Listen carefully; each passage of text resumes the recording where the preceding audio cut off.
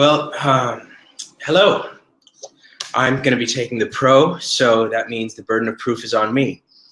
So, should resolved religious institutions should be taxed?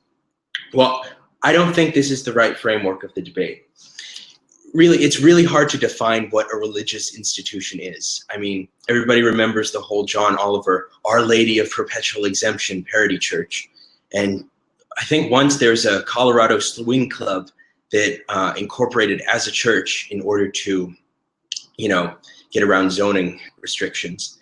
So if we go to the Supreme Court, Waltz versus Tax Commission of the City of New York, in an 8-1 decision, the Supreme Court ruled that churches are entitled to tax exemption because they are nonprofits. I disagree with this for the reason that we should tax nonprofits. The whole thing about nonprofits is they didn't used to exist. They were essentially created with the income tax as a means to promote charitable giving, essentially. They should be taxed because they use government services. They use our defense, they use our infrastructure, they use our police, they use our fire, and they don't pay for it. They used to pay taxes. They used to pay tariffs just like the rest of us. They used to pay excise taxes just like the rest of us. And they still do pay taxes. If they use their roads if they buy gasoline to fill up their buses to take grandmas to wherever, they pay gasoline taxes. Federally, it's 18.4 cents a gallon. Nonprofits are essentially businesses. The only difference is the owners don't collect any, dividends. There's money going in, there's money going out. And the double standards.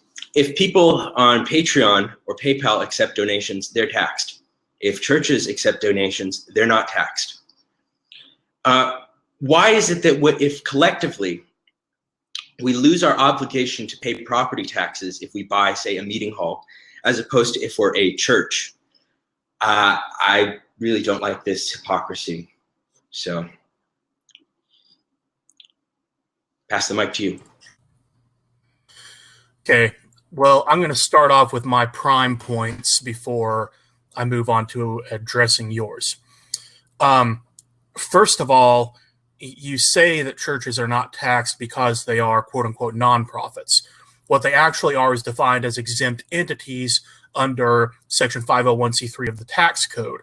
But they're in there with charities, but also with educational institutions, with sports teams, with several other categories of activity that Congress either found not worth taxing or actively wanted to encourage, or did not feel that it was constitutionally allowed to tax.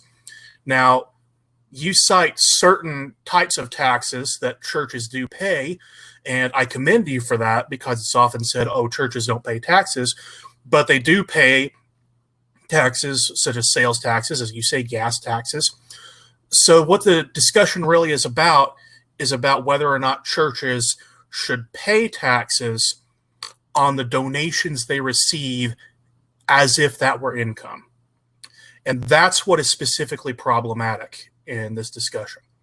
First of all, we have a right to free exercise of religion in this country. It's not a matter of separation of church and state. The right to free exercise is prioritized above the state's need to collect revenue. That's what's written into the Constitution. Now, if you were to force churches, religious institutions of any kind, to report donations, that could also include reporting identities of donors, if those donors were above a certain level, as you have to do with a private business. That would interfere with the free exercise of religion. Imagine what would have happened right after 9/11 if every mosque in America had to report its largest donors since their inception for income tax purposes.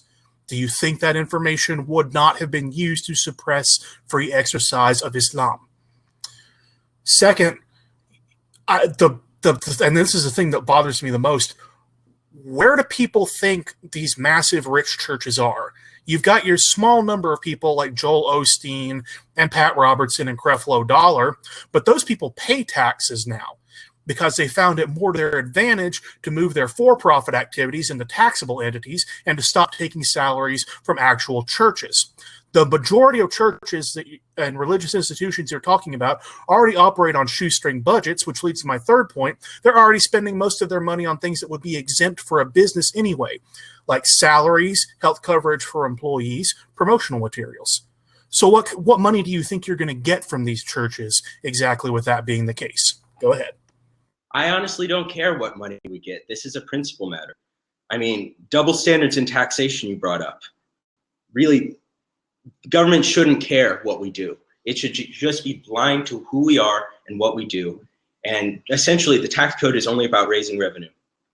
And in the Constitution, direct taxes need to be apportioned. So essentially, what we need to have happen is, we can't let this person be exempt, but we're taxing this person. They need to be equal across the board. Free exercise. Am I limited in my free exercise of singing a song just because I don't have church up on my thing? I have to pay sales taxes on my microphones. I have to pay sales taxes on my speakers. Honestly, don't care what you do. You could be part of a potato religion for all I care, and eating baked potatoes is part of your religion. Is that an abridgment of free exercise that you have to pay sales tax on your potatoes if you're part of a potato religion? Really, I don't care about Islam. I don't care about Christianity. I care about principle. Rich people, I don't care. I didn't argue about the whole we're going to get money from Joel Osteen. I don't care, really. I just care about the principle and the, thing. Sorry, brain fart. I just don't care about, how much money we're going to get. I care about the principle mostly. And that's what it is. It's about principle. All right. Well, you say government shouldn't care about how much money it's getting, but from a tax perspective, that's an irresponsible position, because when you're considering tax policy, you have to consider cost of collection versus how much you're actually going to retain. There are certain taxes that we've specifically done away with because the cost to administer the tax law with regard to that tax was unjustifiable because of how much we had to spend on enforcement. Now, let me point to your most recent arguments, and then as we go, I'll get back to your arguments from your opening salvo. I've addressed the argument that treating it as a principle matter is just bad economics. You admit the tax code is only about raising revenue. If you can't say that and then say, but it's only about the principle of making everybody pay. You have to consider whether you're actually going to net sufficient revenue to justify the cost of collection. Now, you point to the example of if I'm singing a song, I have to pay for my microphone, okay? But if you are performing that song for profit, the cost of your microphone is tax deductible from the income that you're going to have to pay. If your profits are in fact less than the cost of your microphone and your PC and your distribution costs, you get to report a tax loss and you can carry that over to the next year. Churches are already using, because of the way the tax code is structured, all of the donations they receive on things that would, generally speaking, otherwise be deductible under the tax code. You made a comment about a potato religion. I am an evangelical Christian. My church pays sales tax every time we buy communion wafers, grape juice. If it's a denomination that consumes wine, they pay liquor taxes on the wine. We pay taxes on our sales taxes on our hymnals. We pay employment taxes on our pastor, our secretary, and our youth pastor, who are only 3 employees. All those are taxes we're already paying. So what I'm asking you is, what new revenue are you actually after? Or is there some non-tax related motivation here? Because that's what I'm detecting in your argument, is that it does not seem to be about good tax policy. It seems to be about just being upset that religious institutions don't pay this one particular tax that businesses would pay if they were making a profit, even though religious institutions aren't allowed to make a profit, and business institutions are already allowed to deduct all of the costs that you're using in your analogy. Where's my mouse cursor? Thank you. Well, just a quick question. Do those taxes on your hymnals violate your free exercise?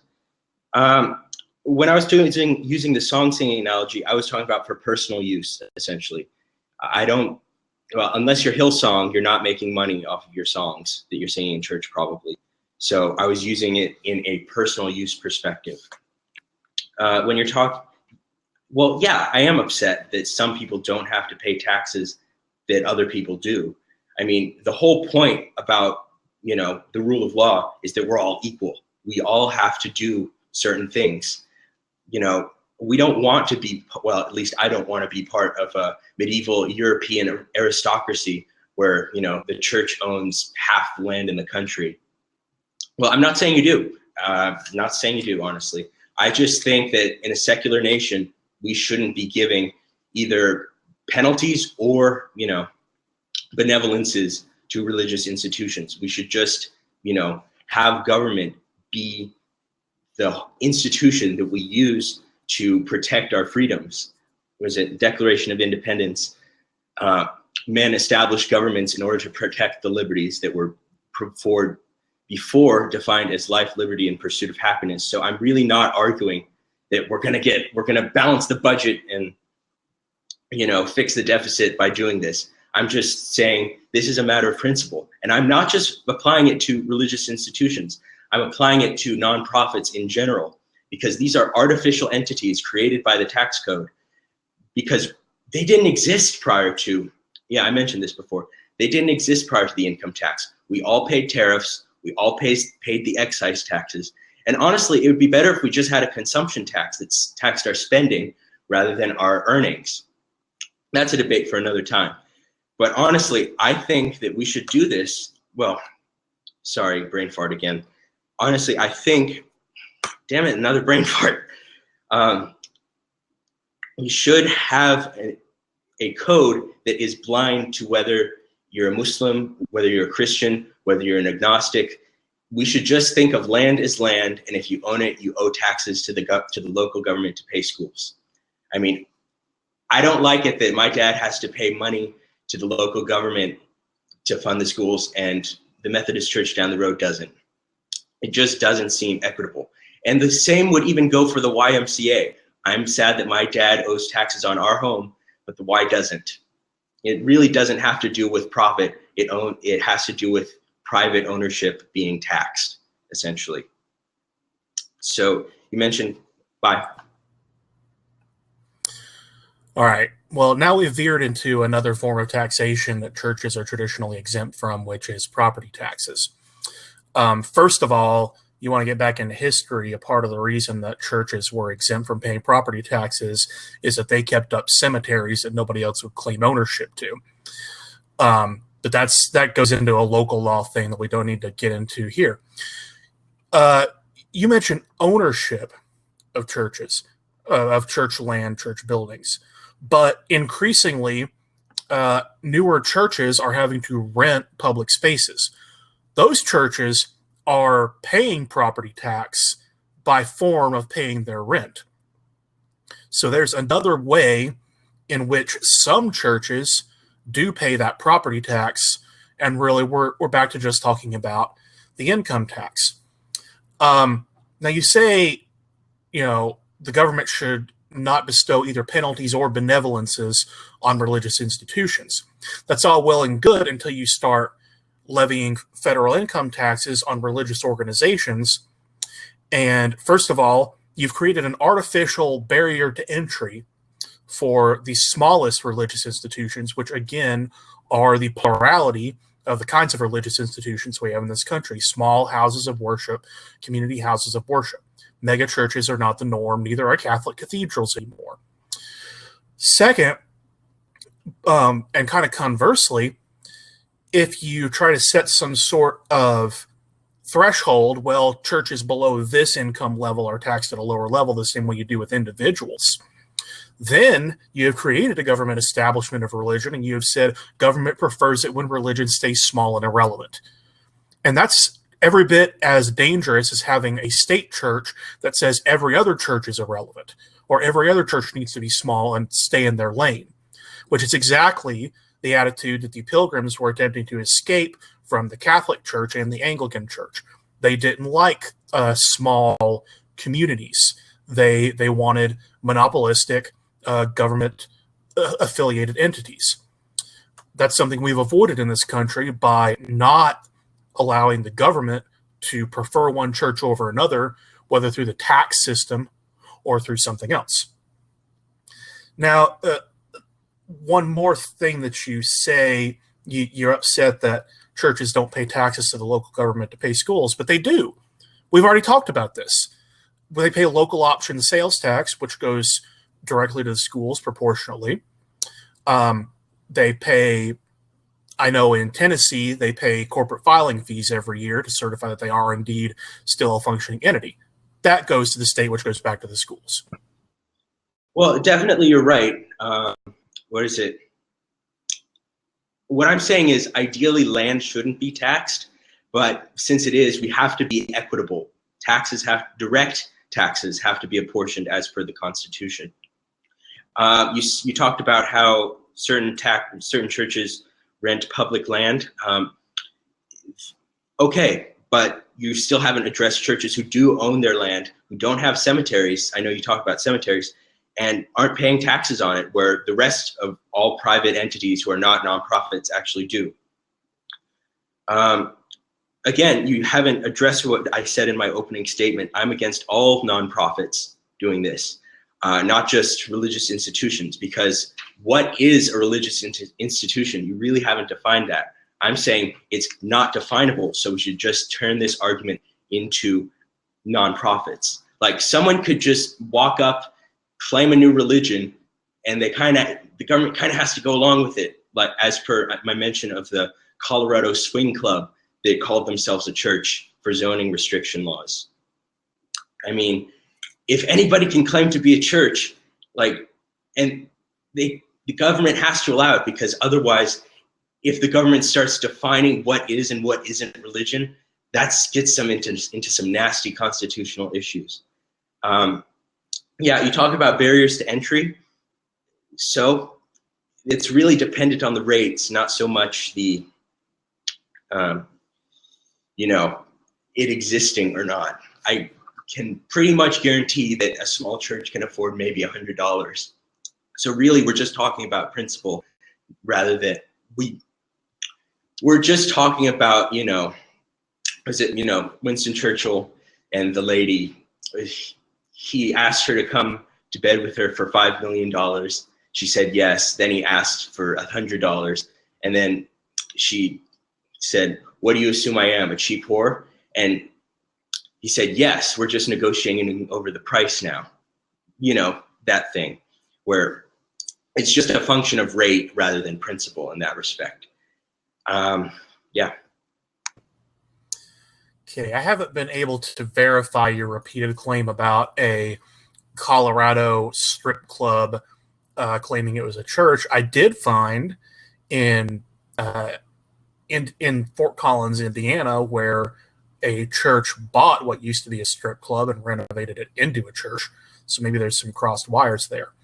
But you keep going back to this, well, I think all nonprofits should be taxed, and you say that I haven't addressed it. I haven't addressed it because it's not what I agreed to debate, and it's not what we're debating. We're debating religious institutions as a particular class, and religious institutions are different from other 501c3 entities in that they are specifically protected by the Free Exercise Clause of the Constitution. And of course, I'd agree with you that ideally land shouldn't be taxed. It just is. But that's, again, a matter of tax policy. Many localities find that the individuals best able to afford those local taxes are individuals who own property, which I am a property owner. Churches are an exception to that because of the Free Exercise Clause, but also generally the spaces occupied by churches are not exactly super valuable commercial property. We actually came across this because the church that I attend bought what used to be a Parks Belk building in downtown in my town, And way back then, it's been almost 30 years now, people were up in arms that they were buying this retail property because, oh, we could attract a store there to make property tax and sales tax revenue. Well, since they moved in there, our downtown has basically become a ghost town just because of the economy. So it's kind of a bunk argument. If you look at churches that have to close and go on the real estate market, the building is almost unsellable. So when you're talking about property taxes, putting a market valuation on a church, especially a traditionally styled church, would be mostly a matter of guesswork. Now, I want to address something you said earlier about we were talking about taxes on hymnals and taxes on other religious materials. Well, a lot of the companies that supply churches with those materials are themselves nonprofit. They collect sales taxes, and they do pay federal corporate taxes. CCLI licenses music to churches. They're for-profit. Lifeway Bookstores sells Bibles and such. They're nonprofit. Zondervan, which is one of the largest Bible translation countries, they have a for-profit arm that pays taxes on the Bibles they sell. So again, we get back to churches are paying plenty of taxes. We're talking about a very small sliver of them. I think you misheard me. I said swing club, not strip club. It was on Reason Magazine, I believe. Again, you still haven't defined what is a religious institution.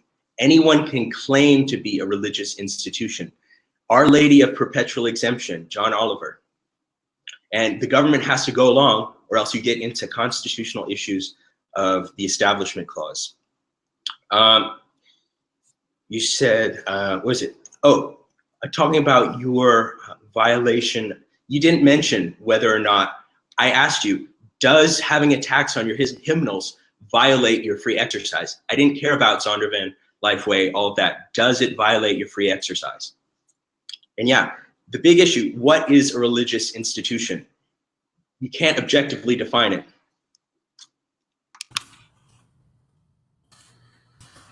First of all, I'll get back to your question about the Colorado strip club or swing club. I'm seeing several stories actually from my own state where one of those was found in Colorado, and guess what? They got caught and they were forced to either change their registration or pay taxes. So there is some monitoring for the legitimacy of these things. How do you define a religion? You define a religion by faith, quite simply. It is a system of belief that is built around something that is not necessarily verifiable by hard science. You know, that's not hard to do. Christianity, built on faith in the existence of God and the divinity of Jesus. Islam, based on the divinity of Allah and the words of the prophet. Judaism, based on the law and the prophets in the Tanakh and the Torah. Buddhism, belief in a transcendental reality that one can achieve through proper living. Hinduism, belief in a panoply of deities that play various roles in our lives. Confucianism, that's a faith that is built around a particular person and the belief that this person's Confucius's words hold value independent of any scientific way to verify them. Paganism, various forms of it related to divinity to be found in the earth. So first of all, a religion is a system of faith. It is a system where one believes that adhering to the beliefs of that faith will provide good results for yourself or for society. You asked, does a sales tax on Bibles inhibit free exercise? Not to any differing degree than it hinders any other form of thought, but you can get the Bible online for free now, so who cares? But it's all splitting hairs because we're not talking about the taxes that churches already pay. We're talking about what new classes of taxes do you want to bring in for churches to pay. You brought on two, the federal income tax and local property taxes. And I pointed out, first of all, the inefficiencies in collection that would make those unwise tax policies. Second, the specific burden on free exercise that it would pose to religious institutions to have them start paying those taxes, because that would create a barrier to entry not posed by these other taxes on specific activities. And third, creating a tax system that valued certain churches more than others would create an establishment of religion. And now I see my time is nearly out. Thank you. Well, thank you for that debate. This has been a fun first debate. So you go into about saying a religion is a system of, faith in the supernatural. Well, can one person define a faith? I believe you need to get 10 signatures in California and you are an officially recognized religion or something like that. So why can't the people claim that swinging is part of their religion? I mean, what's stopping someone from becoming a religion? Does it have to have 1,000 years of history? What is the, objective measurement of a number of adherents to be a religion? You can claim that eating a baked potato is a religious exercise. I know it's a passing point, but Confucianism is barely a religion. I mean, ancestor worship and stuff, but mostly it's just a political philosophy. So you agreed that when you're talking about your hymnals, so essentially for you, it seems as though it's just a matter of rate rather than principle. You're okay with paying the taxes on your hymnals, but it's not prohibitively expensive. So why can't we have a modest principle-based tax on land? It really doesn't seem as though, I don't know. Yeah, why can't someone claim that swing is part of their religion? You really, these are very fuzzy issues, and I really,